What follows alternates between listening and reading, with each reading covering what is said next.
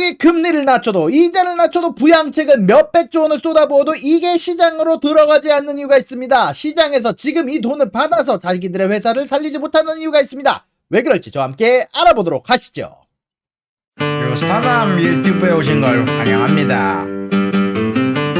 오늘 중국의 화이트 리스트 혹은 중국이 살려줄 50개 기업들에 관련돼서 뉴스들이 이제 공개가 되었죠. 이제 이미 채무불이행 사태에 돌입한 이제 비구이 위안 혹은 컨트리 가든도 이 리스트에 포함이 되면서 이제 중국의 부동산 살리기가 무르익고 있습니다. 물론 이 리스트가 오피셜로 나온 리스트는 아니고 이제 실명을 밝힐 수 없는 내부자로부터 이제 블룸버그가 받은 내용이지만 상당히 신빙성은 높은 것 같아요. 일단 컨트리 가든과 신오션 그룹, CIFI 홀딩스 등등 빚을 갚지 못해서 채무불이행 사태에 돌입하게 된 기업들이 포함이 되었다라고 이야기가 나오고 있는데 이 리스트에 결국 은행과 금융기관들의 배포가 되게 될 거고 그리고 이 기관들이 야 지금 우리가 적어놓은 50개의 이 기관들에게는 자금 조달을 해줘라 은행들아 돈을 빌려줘라 라고 압박을 할 거다 라고 하고 이야기가 나오고 있는데요. 자, 그럼에도 불구하고 현재 중국의 위치는 사실 이번에 JP모건이나 모건스탠리도 얘기한 것처럼 만만치가 않습니다.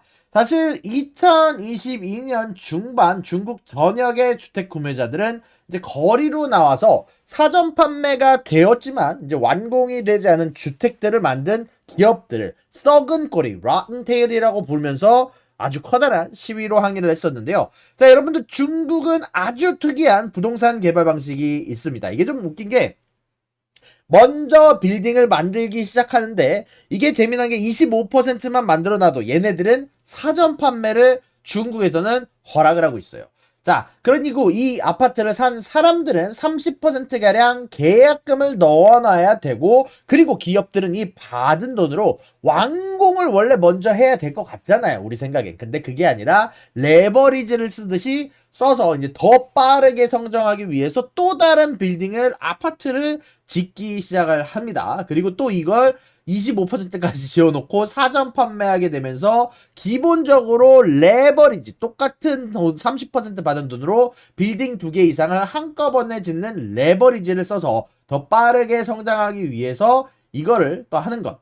이게 기본적인 중국 부동산 정책의 기본인데 자 그럼 왜 이렇게 하느냐 결국 레버리지예요. 우리가 원하는 뭐 우리도 사실 주식하면서 옵션 하고 TMF, TMV 하고 우리 보일 하고 콜드 하고 하잖아요. 왜 그래요? 우리가 평범하게 성장하는 것은 만족하지 못하고 더욱더 빠르게 더 많은 돈을 한꺼번에 빠르게 벌기 위해서 하는 게 바로 이 레버리지입니다. 실질적으로 이게 2020년, 2021년 사전 판매된 주택 면적의 약 9%가 완공되지 못했다고 했고요. 그리고 사실상 2013년도에서 2020년도까지 사전 판매한 주택의 약 60%만 지주인들에게 양도가 되었고 지금 240만 가구 정도가 미완공 아파트로 문제가 생기고 있다라고 뱅크 오브 아메리카를 통해서 언급이 되기도 했었고요. 자, 그러니까 이런 문제들 때문에 시민들은 이제 건축업자들이 판매 수익금을 원래는 완공했어야 되는데 다른 곳에 쓰면서 이제 다른 프로젝트를 쓰면서 한눈을 팔고 있다. 라고 얘기가 나오고 있다라고 하는데 여기서 끝나는 게 아니라 야 뭐야 은행들 너희들도 잘못 있어. 야 건축업자들이 이거를 정상적인 영업을 통해서 받은 돈으로 완공을 시키는 게 아니라 다른 빌딩을 짓고 한눈을 팔고 있는데 은행들 너네 이거 알고 있는데 왜 방치를 했냐라고 하면서 거리로 나와서 시위를 하기 시작을 합니다. 그리고 중요한 건 실질적으로 은행들도 방만했어요. 레버리지가 껴있는 걸 알았지만 부동산이 불패일 거다. 부동산이 잘 될 거다라는 말을 믿고 돈을 아주 방만하게 빌려줬었죠. 그러다 보니 이게 시위가 크게 번지게 되게 됩니다. 부동산 개발업체뿐만이 아니라 은행들과 정부까지 저격하는 그런 시위들이 나오기 시작을 해요. 그리고 중요한 건 중국 정부는 내부적으로 전 시위가 생기는 걸 원하지 않아요. 용납하고 싶지 않아요. 왜? 그게 바로 중국의 이념이니까. 공동부유라는 이념이니까. 그러다 보니까 정부는 이를 내부적으로 대규모 시위로 번질 것을 우려한 중국은 계속해서 수많은 조치들을 취하고 있는 거죠. 이제 그중 하나가 뭐였냐면 원래 1년 전에 나왔던 중국인민은행의 중국의 이제 중앙은행이라고 생각하시면 돼요. 지연된 프로젝트 완공되지 못한 아파트들, 이제 지연된 프로젝트들 혹은 썩은 꼬리들을 지원해서 완공을 하기 위해서 약 5,500억 위안 혹은 770억 달러를 상업은행에 무이자로 지원하기로 약속을 했었는데요. 자, 그리고 이 상업은행이 그리고 원래 이 썩은 꼬리들한테 지원을 해주는 게 원래 기본적인 이 지원 체계, 부동산 보유 체계 아주 기본적인 골자였는데, 근데 웃긴 게 이게 중국 정부에서 분명히 1년 동안 야 우리가 무이자로 770억 달러 상업은행한테 빌려줄게, 이거 기업은행들한테도 빌려줘라고 얘기를 했었는데, 기업들한테 빌려줘라고 했었는데, 근데 이게 웃긴 게 중국 상업은행에서 돈을 빌리려는 썩은 꼬리들한테 제대로 대출을 해주지 않았습니다. 이게 원래 1년 내내 무이자로 준다는 돈이 있는데 이게 상업은행들이 가져가지 않으면서 상당 부분들이 쓰여지지 않은 채 남아있고요. 사실상 은행들이, 이 상업은행들이 기업들이 위험하다라고 생각하면서 대출을 해주지 않은 건데, 자, 그런데 여기에서 중국 정부는 그러면은 야 뭐야 니네들, 우리가 지원 공짜로 해주고 있는데 대출을 안 해줘? 돈을 안 풀고 있어? 라고 얘기를 하면서 이 상업은행들한테 압박을 하기 시작합니다. 야, 동시에 여기서 나온 게 이 방금 요번에 나왔던 민간 기업들한테 돈을 대출해주라는 50개의 기업 목록을 작성하는 이유가 여기서 나오게 된 겁니다. 야, 니네 왜 돈 안 빌려줘? 최소한 이 50개 기업들한테는 돈을 빌려달라면 빌려줘라고 압박을 해주고 있는 거예요. 자, 실질적으로 현재 2015년부터 2020년 사이에 이제 부동산 개발 업체들은 거의 2천만 채에 달하는 미건축 주택을 이제 필요로 이제 미건축 주택이 이제 존재하고요. 이미 부도를 낸 38개 업체를 포함해서 이 썩은 꼬리를 완공하기 위해서, 지금 안 지어진 아파트들을 완공하기 위해서 약 4,460억 달러, 약 2천억, 3조 2천억 위안. 이게 얼마인지 사실 감도 안 잡히는데 어마어마한 양의 금액이 필요할 것으로 예상이 되는 상황인데요. 실질적으로 지난 한 해 중국에서는 뭐 165만 채, 뭐 2천만 채가 비어 있지만 그중 165만 채의 썩은 꼬리들이 완공이 되었고 인도되었다라고는 하지만, 실질적으로 지난 9월에도 이제 상하이에서 원래 도심 주거단지에서 완공을 했어야 되는 아파트들이 완공 마감일을 놓치게 되면서 내부적 시위가 한 번 더 번지면서 이게 도마 위에 오르기도 했었잖아요. 자, 그렇다면 왜 이렇게 중국 정부에서 대놓고 압박을 하는데 화이트리스트도 쓰고 야 무이자로 돈도 퍼줘, 그리고 대놓고 이렇게 돈을 빌려주라고 하는데 왜 상업은행에서 기업 쪽으로 충분한 유동성이 공급이 되고 있지 않은 걸까요? 자, 그 이유는 당연히 리스크와 리턴입니다. 자, 대출은 싸게 적은 이자로 지금 썩은 꼬리들한테 빌려줘야 되는데, 근데 담보가 없어요. 자, 왜 담보가 없을까요? 아무리 이제 은행들 입장에서 내가 돈을 무이자로 정부한테 빌린다라고 하지만 담보도 없고, 이거 마진도 없고, 야 이자도 적고, 아주 리스크는 높은데 리턴은 적은 현상이 나오는데 굳이 이걸 내가 왜 해야 될까?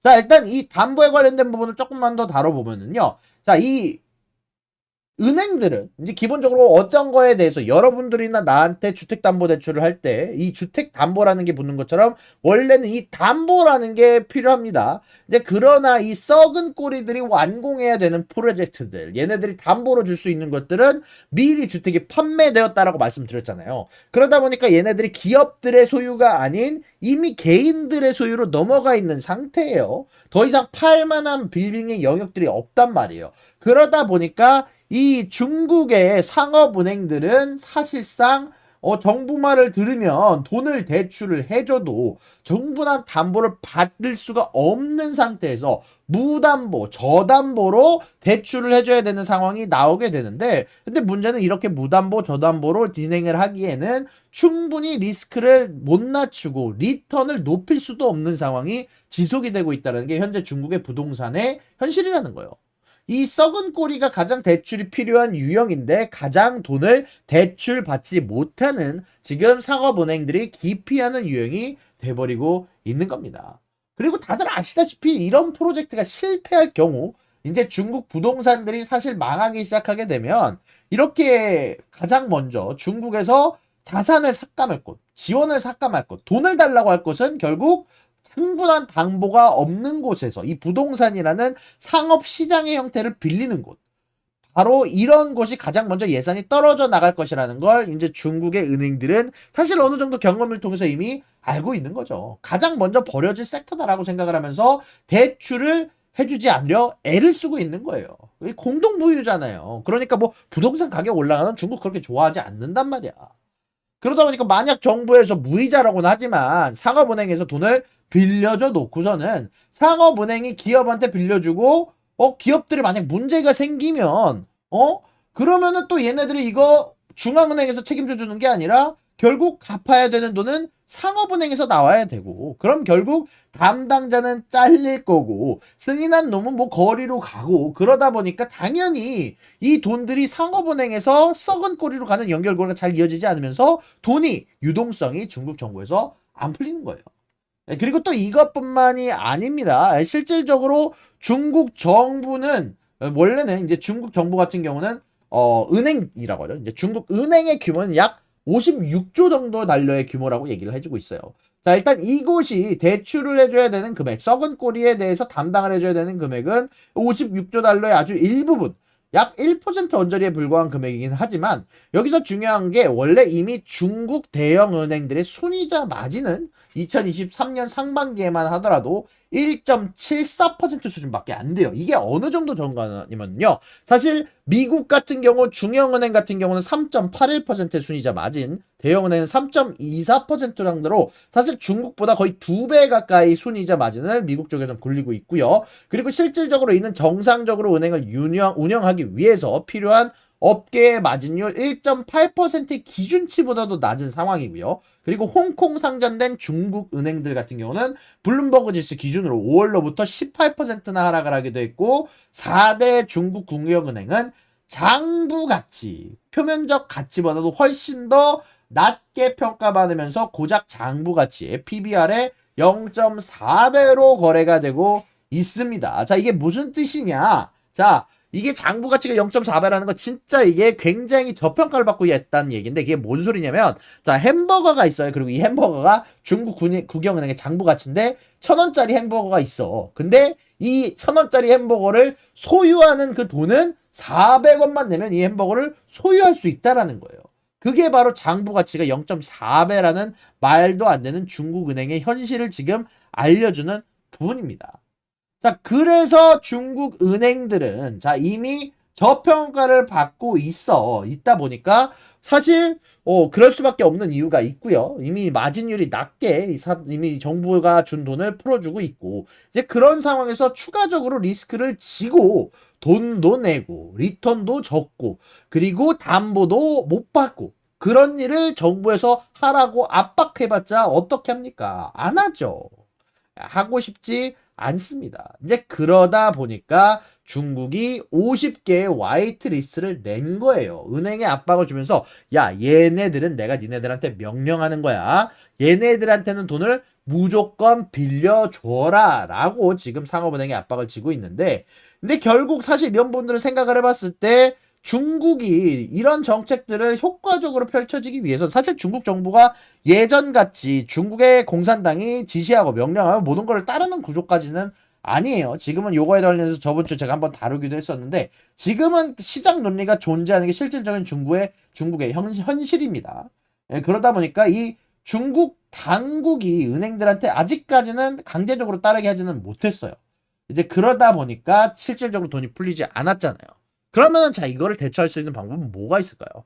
예전에 공산당처럼 중국 당국이 은행들에게 강제적으로 따르게 하면서 리스크를 너네도 지어라라고 하는 방법이 있거나 혹은 그게 아니라면 시장 논리를 여전히 유지를 하면서 충분한 돈을 리스크를 중국 정부가 져가면서 혹은 PBOC에서 인쇄를 해서 자체적인 주머니에서 공급을 하는 혹은 이 두 가지를 같이 쓰는 중국 정부의 특성을 포함한 양적 완화가 아마 2008년 시대나 코로나 시대의 양적 완화가 필요할 것으로 예상이 되는 바가 중국 정부에서 일어나고 있다라고 생각이 좀 됩니다. 자, 구독과 좋아요는 사랑입니다 여러분. 유사남의 구독과 좋아요를 눌러주세요. 그리고 여기 있는 비디오도 여러분들을 위해 준비한 거니까 여러분들이 항상 살펴봐 주시면 감사하겠습니다.